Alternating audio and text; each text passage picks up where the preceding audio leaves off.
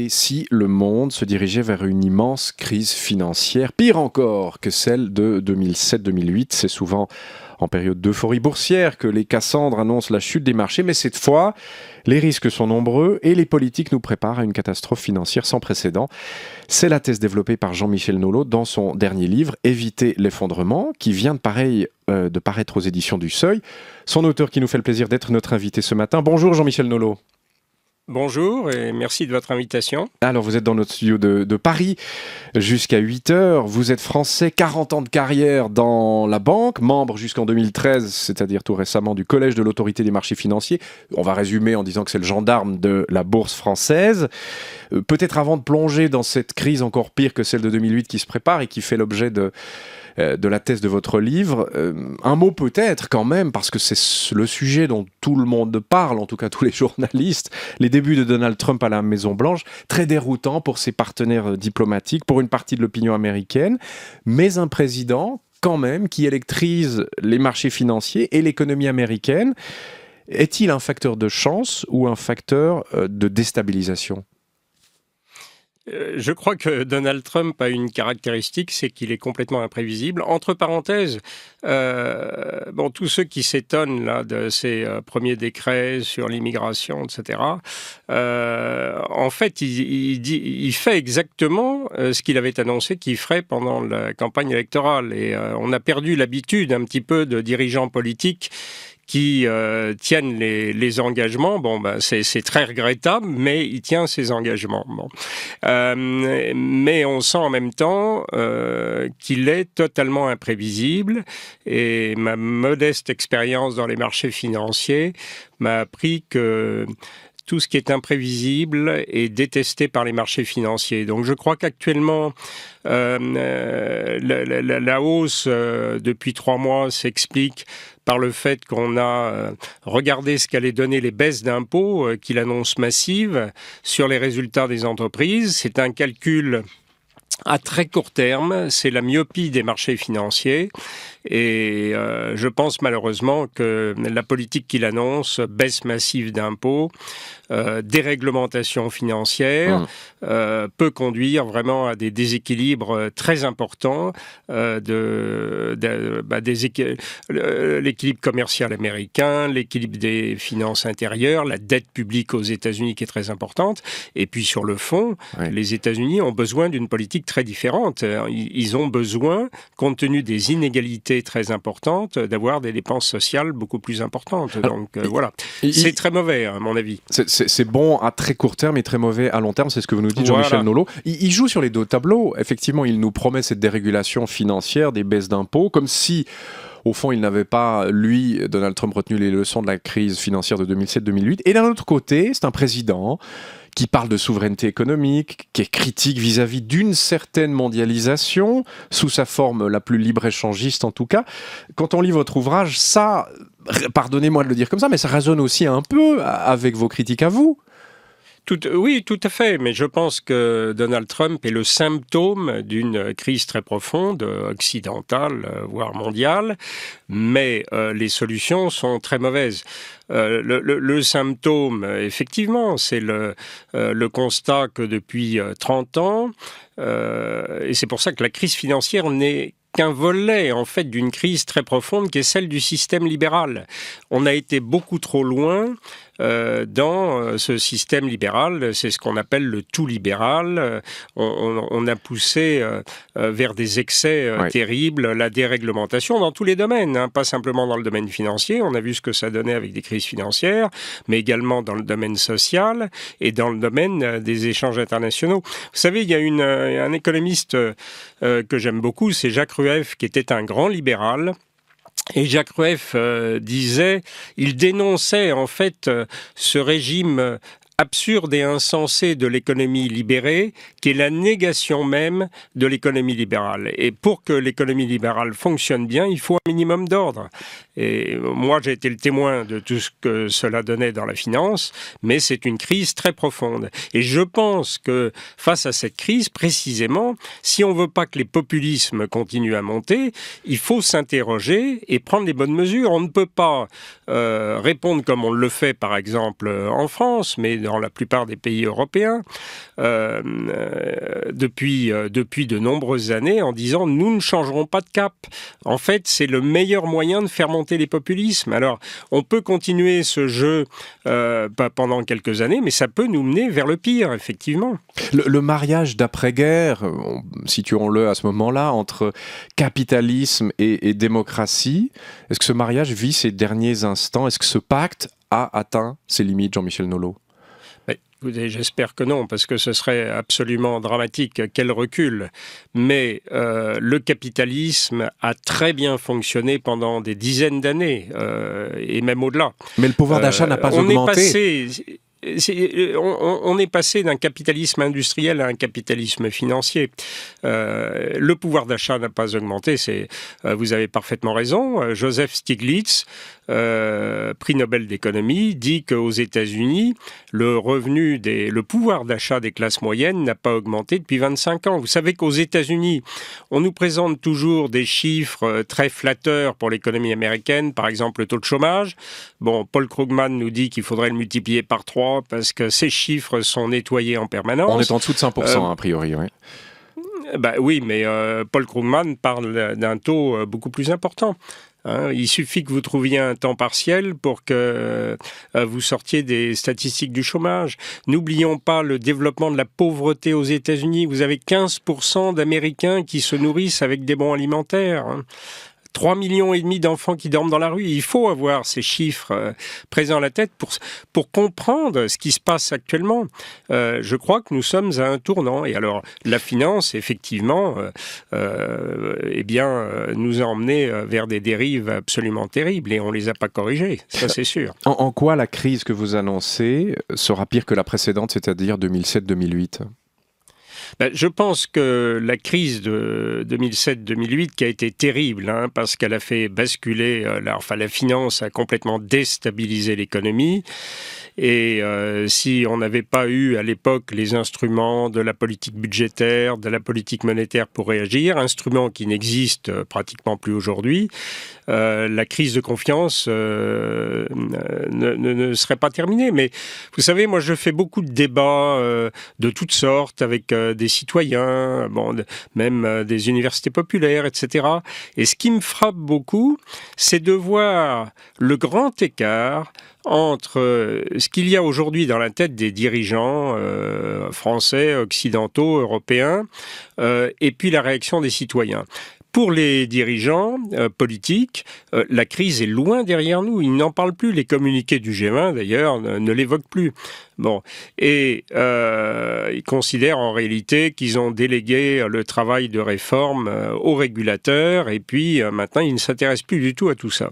Et du côté des citoyens, il y a un sentiment vraiment de colère vis-à-vis de la finance parce qu'ils ont toujours le sentiment d'être en pleine crise de 2008. Et la prochaine, elle va ressembler à quoi ? On va la subir de quelle manière, Jean-Michel Nolot, cette prochaine crise que vous nous annoncez ? Écoutez, il y a deux choses dans l'analyse d'une crise probable. Il y a le constat objectif de bulles financières qui sont aujourd'hui un petit peu partout. Et puis, il y a le problème de ce que j'appelle la petite aiguille qui vient crever la bulle, qui peut venir de divers horizons. Mais le constat aujourd'hui... moi, je me suis beaucoup intéressé à la crise de 29. Ce qui me frappe, c'est que il y avait trois éléments qui étaient présents dans la crise de 1929, qui étaient présents dans la crise de 2007 et qui sont présents aujourd'hui. 3 éléments objectifs. C'est la très grande abondance de liquidités. En 2017, on est dans une situation inédite, historique. Depuis 20 ans, les banques centrales ont créé énormément de monnaie, soit en contrôlant mal les banques commerciales jusqu'en 2008 et ensuite en le faisant elles-mêmes avec les politiques de quantitative easing. Elles sont trop indépendantes, les banques centrales, pardonnez-moi, elles sont trop indépendantes du politique et c'est un débat qu'on a souvent mené en Suisse aussi par rapport à l'arrimage du franc à l'euro. Les banques centrales sont trop indépendantes ? C'est un des Eh problèmes. bien oui, moi je trouve que la réaction, effectivement, j'ai vu à plusieurs reprises dans la presse des échos sur ce sujet, je trouve qu'on parle beaucoup plus librement de ce sujet en Suisse qu'on ne le fait en France ou dans la zone euro. Mais c'est un problème pour vous. Et aux États-Unis, le débat commence maintenant à exister. Je pense que on ne peut pas, dans les conditions actuelles, dire on va mettre fin à l'indépendance des banques centrales parce que les esprits ne sont pas mûrs pour ça. Mais ce que l'on peut faire, et ce qui serait très urgent, c'est d'ajouter dans les statuts des banques centrales la stabilité financière.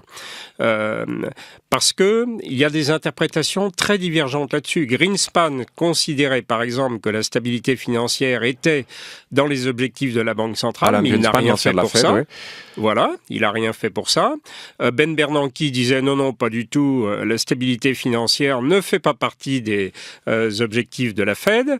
Et en Europe, on voit bien toute l'ambiguïté du fonctionnement de la BCE, avec un président de la BCE qui rattache toutes ces initiatives à la lutte contre l'inflation. Alors que vous avouerez que la lutte contre l'inflation, avec la mondialisation, elle a moins d'importance qu'avant, puisqu'il y a une pression permanente sur les coûts salariaux. Voilà, moi je pense qu'inscrire la stabilité financière, ce serait très important. Ce serait une première étape. Vous écrivez à la page 192 de votre ouvrage 10 ans d'euro, tous à l'hosto. Bon, c'est assez clair comme formule. Vous êtes très critique par rapport à l'euro. Disons, la politique menée au nom de la monnaie unique ou celle qui a conduit à son instauration. Vous dites d'ailleurs que le fantasme de cette monnaie unique qui apporte la puissance et la prospérité. Qu'est-ce qu'il faut faire il faut réformer la zone euro ou vous prônez tout simplement son abolition? Non, je prône une réforme de la zone euro. Je crois d'ailleurs que tout le monde est probablement les économistes, mais beaucoup de politiques sont d'accord là-dessus. Ils ne le disent pas publiquement parce que ils considèrent que c'est un peu la boîte de Pandore. Mais on voit bien que le diagnostic, par exemple celui d'un Michel Aglietta, qui est un très grand économiste, et beaucoup d'autres, est très négatif sur le fonctionnement de la zone euro. Moi, je partage complètement le diagnostic sur la zone euro avec ces gens-là. Et en même temps, à partir de là, il y a deux tendances, deux camps, on pourrait dire. Il y a ceux qui, comme Michel Aglietta, disent on va finir par y arriver. Il faut décider de transferts financiers très importants, parce qu'on sait bien qu'une zone monétaire entre des États très différents les uns des autres, ça ne peut marcher dans un monde théorique. Que s'il y a un pouvoir politique très fort qui décide de transferts financiers qui représentent 10-20% du PIB. Jean Tirole dit 20%, Michel Aglietta dit 5% actuellement, ce serait une première étape.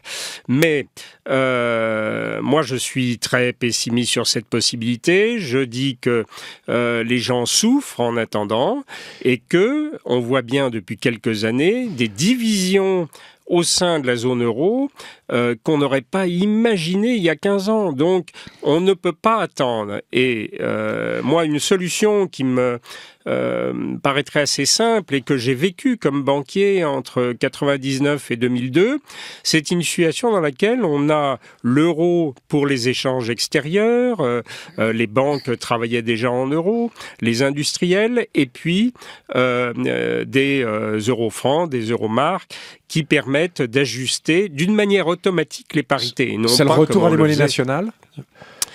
C'est le terme de retour, vous voyez, m'ennuie un petit peu parce qu'on a l'impression que c'est un retour en arrière. Que je crois pas. C'est un peu ça à quoi ça ressemble. Écoutez, cette idée d'une monnaie commune repose sur une forte volonté politique, mais je vais vous dire. On peut continuer à se cacher derrière son petit doigt et puis à attendre de voir si une crise arrive, ce qui est probable, entre parenthèses, ou si les différents peuples qui font partie de la zone euro continuent à endurer les situations. Moi, je vous donnerai un seul chiffre qui fait tout de même réfléchir, sont les chiffres de l'OCDE sur l'évolution de la production industrielle depuis la naissance de l'euro, depuis 2000. Eh bien, l'Allemagne a une production industrielle qui a augmenté de 29%, la France, production industrielle, moins 14%, l'Italie et l'Espagne, moins 20%. Alors, je veux bien croire que en France, on se débrouille très très mal et qu'en Italie, c'est encore pire. Et puis qu'il y a la force de l'industrie allemande depuis l'époque bismarckienne. Ça, c'est absolument évident. Mais à ce point-là, des divergences, vous savez, c'est ce qui avait été annoncé par les économistes avant la naissance de l'euro. C'est les phénomènes de polarisation. Les capitaux se dirigent là où la main-d'œuvre est la plus qualifiée, là où c'est le plus intéressant. Et on n'a pas fait d'harmonisation fiscale, on n'a rien fait. Il n'y a même pas de politique énergétique commune, etc., etc. Donc vous voyez, moi j'essaye de voir les choses en face. Bon, à propos d'harmonisation fiscale, on va venir à travers un sujet de presse sur la fiscalité de la Suisse dans un instant et les chiffres de l'OCDE. Vous citiez l'OCDE. Moi, je vous entends depuis un quart d'heure. Vous tirez assez clairement, et dans votre ouvrage aussi, sur les produits dérivés, les fonds spéculatifs, la mainmise des acteurs financiers sur le marché des matières premières, la finance de l'ombre, etc. J'ai envie de dire, pourquoi n'avez-vous pas tiré cette sonnette d'alarme avant, à la fin des années 90, début des années 2000 ? Vous étiez mal à l'aise avec ça, vous n'osiez pas, ce n'était pas dissible. Pourquoi n'en parler que maintenant ? Alors, écoutez, je voudrais pas faire comment dirais-je, de tenir des propos d'autosatisfaction, mais je réponds à votre question tout simplement et avec beaucoup d'humilité. Mais j'ai fait un article, j'étais à l'époque banquier d'affaires, un article dans le Figaro en 1995, dans lequel je disais que effectivement, je parlais d'un grand casino mondial à l'époque. Et avec le recul des années, je vous dirais avec beaucoup de modestie, que je m'aperçois qu'à l'époque, c'était la petite pointe de l'iceberg qui dépassait. Mais vous êtes resté dans la banque. On voyait... Mais alors, j'ai été convoqué par mon président à l'époque. Bon. Mais ça entretient l'amitié et la confiance. Bien sûr. Bon, on va parler des chiffres de l'OCDE, donc, qui nous donne une fausse image de la réalité fiscale en Suisse. C'est la Neue Zürcher Zeitung, quotidien zurichois, qui nous en parle ce matin. Esther Coco. Oui, car selon les derniers chiffres de l'OCDE, l'impôt sur le revenu en Suisse est beaucoup plus favorable qu'il ne l'est en réalité, car l'OCDE ne tient pas compte de la forte augmentation de cet impôt depuis les années 90. Il représente 2,8% du PIB en 2014, soit 1% de plus que dans les années 90. La Suisse n'est donc pas particulièrement favorable aux gros revenus. Selon une étude du professeur de droit à fribourgeois Pascal Igny, la charge fiscale est en moyenne de 34% pour les personnes physiques. Mais attention, il faut ajouter à cela les charges sociales AVS et AI et la contribution à l'assurance chômage. Une fois tout compté, cette charge fiscale s'élève à 45% en Suisse, dans la moyenne des grands pays européens comme la France, l'Allemagne et la Grande-Bretagne. Le paradis fiscal suisse est donc un mythe. Question qu'on vous relaie, Jean-Michel Nolot. Est-ce que la Suisse est oui ou non un paradis fiscal, ou l'a été en tout cas ? Écoutez, l'étude que vous venez d'annoncer, à mon avis, faites-le savoir. C'est très bien, c'est très important pour l'image de la Suisse, et moi je suis tout prêt à le croire. Parce que la finance, on voit bien que des vrais paradis fiscaux, eh bien, ce sont par exemple toutes ces plages des Caraïbes où se réfugient la totalité des hedge funds. Vous allez sur le site du régulateur britannique ou du régulateur américain, vous voyez que la totalité des hedge funds, 90% des hedge funds, les gérants sont à Londres et à New York.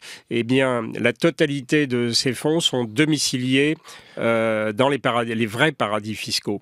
Et ça, il y a une duplicité terrible des gouvernements puisqu'ils dénoncent les paradis fiscaux et qu'ils ne font rien. Moi, je propose pour les fonds spéculatifs une mesure toute simple, c'est que les fonds soient domiciliés là où les gérants vivent et exercent leur métier. Bon, ils nous entendent, certains de ces gérants, a priori. C'est très simple. Oui, mais bon, je les aime bien, parce que ce sont des gens avec qui il est toujours intéressant de discuter. Absolument. Enfin, on en reçoit quelques-uns sur cette antenne, parfois. La Silicon Valley, on revient aux États-Unis, est outrée par le récent décret anti-immigration de Donald Trump. Valérie Droux. Oui, une pleine page dans La Liberté, Le Nouvelliste, L'Express, L'Impartial ou Le Quotidien Jurassien. Une Silicon Valley dans laquelle c'est l'intellect qui domine, rappelle l'article, avant une quelconque question de nationalité, religion ou couleur de peau. Ce décret lui fait craindre un potentiel départ de la matière grise étrangère. Ce sont des multinationales avec des intérêts en termes de production et de consommation dans le monde entier, y compris dans les 7 pays touchés par le fameux décret anti-immigration. Alors à long terme, explique un professeur d'économie, c'est toute l'économie qui se prive du talent en provenance de ces pays. Certaines entreprises vont avoir intérêt à délocaliser dans des pays plus ouverts en termes de migration. Trump se tire une balle dans le pied. Et un autre spécialiste de rappeler, pour conclure, le père du fondateur d'Apple, Steve Jobs, était syrien, tout un symbole. On a déjà parlé donc brièvement, une intervention sur ce sujet-là, Jean-Michel Nono. Trump se tire une balle dans le pied, notamment par rapport aux entreprises technologiques. Tout à fait. Moi, c'est un peu ce que je vous disais tout à l'heure. Moi, je comprends très bien cette indignation et je ne comprends pas du tout comment, quelles que soient les convictions intimes de Trump, comment la raison peut le conduire à prendre de telles initiatives dès le départ et à tuer sa propre crédibilité. Alors, la France, on va quand même y venir. À travers Emmanuel Macron va profiter, c'est ce qu'on nous dit, du virage à gauche des socialistes, Esther. Oui, pour l'Argauer Zeitung, le candidat social-libéral Emmanuel Macron a tout à gagner de la victoire de Benoît Hamon à la primaire de la gauche. L'aile réaliste des socialistes va lui tomber dans les bras. La France, en tout cas, se trouve dans un véritable tourbillon. L'automne dernier, personne n'aurait pu imaginer une telle configuration pour la présidentielle française. Personne n'avait parié sur un duel François Fillon à droite contre Benoît Hamon à gauche. Encore plus spectaculaire, la montée du quarantenaire Emmanuel Macron qui séduit le cœur de beaucoup de Français. Aucun doute, les Français veulent faire le ménage. La vieille garde politique est éliminée. En France, tout devient possible. Vous appelez clairement, Jean-Michel Nolot, à un renouveau politique dans votre ouvrage. Que vous inspire à ce propos un Emmanuel Macron ? C'est un ancien collègue. Oui, c'est juste, il était banquier. Oui. Oui. Alors d'ailleurs, mais au-delà de ça, une de ses premières interviews, vous savez, avait été de dire quand il est devenu ministre, vous savez, le métier de banquier, c'est un métier de prostituée, on est là pour séduire. Et vous êtes d'accord avec lui ? C'est un grand séducteur. Non, alors absolument pas. Je peux vous dire que les séducteurs dans la banque, les personnages flamboyants, ne durent pas longtemps. Il faut tout faire pour les éliminer parce que c'est redoutable. Alors sur Macron, c'est un grand séducteur. Écoutez, est-ce qu'il vous séduit ? Je vais vous dire. Pardon. Je crois que ce que vous venez de dire, c'est que effectivement tout est possible et que c'est le reflet en fait, la décomposition des grands partis politiques qu'on a déjà observé dans d'autres pays d'Europe et qu'on observe aux États-Unis aussi. Est-ce que c'est souhaitable à la crise générale. Alors, qu'il y ait un renouvellement, c'est certainement souhaitable. Je crois ça ne suffit pas, si vous voulez, d'avoir une bonne tête, d'être très intelligent, de séduire. Il faut avoir des convictions bien affirmées. Moi, j'ai du mal à voir quelles sont les siennes. Pour qui voterez-vous ? Il nous reste 20 secondes, voilà. Pardonnez-moi de vous presser, écoutez, mais pour qui voterez-vous ? Je dis même pas de joker, je dis je ne sais pas. On vous croit. Donc. Je crois qu'il peut se passer encore beaucoup de choses, vous voyez. Donc j'attends. Merci infiniment Jean-Michel Nolot. Éviter l'effondrement, c'est aux éditions du Seuil. Prémisse d'une nouvelle crise plus grave encore que la précédente, ça vient de paraître. Merci d'avoir été notre invité en direct de Paris.